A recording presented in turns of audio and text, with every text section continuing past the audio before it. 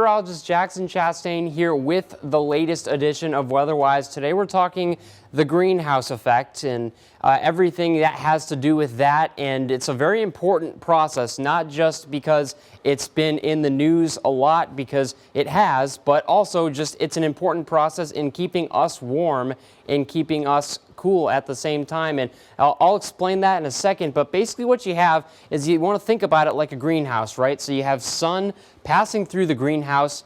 That energy remains inside. Some of it escapes, but a lot of it remains inside, and that helps keep the air inside of that greenhouse warm, and it helps with the plants, helps the plants grow, helps keep the plants in an environment that is conducive to those plants growing. So greenhouse effect, really great in this circumstance, and the Earth operates essentially the same way here. You have lots of these atmospheric gases in the atmosphere that are surrounding the Earth, and they all have these properties that basically the sun hits the Earth's surface during the day, it absorbs solar radiation. At night, it kind of pushes some of that out back into space, and so some of it escapes, but some of it is retained, and as a result, you don't cool down all too much.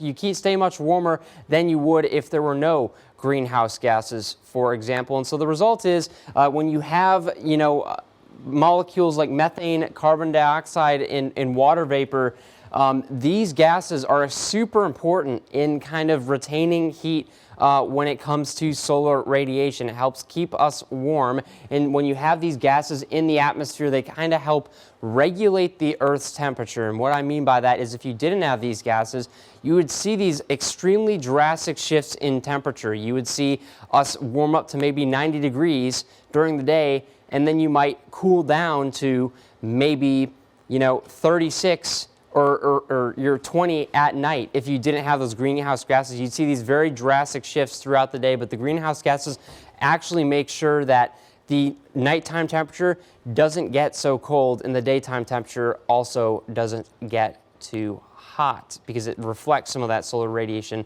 as well. So it's a very important process in that respect. And of course, if you add more greenhouse gases, you're going to warm the atmosphere more. So and there's many ways that this can happen. One of those being the burning of fossil fuels increases that greenhouse gas concentration. You can also have natural events like volcanoes and whatnot that increase that concentration as well. There's all sorts of different ways that can happen. But this has been the latest edition of WeatherWise. As always, if you have any questions, feel free to post those to our Facebook, our Twitter. You can send us an email, but otherwise, you guys have a great one. WeatherWise is brought to you by Four County Electric Power Association.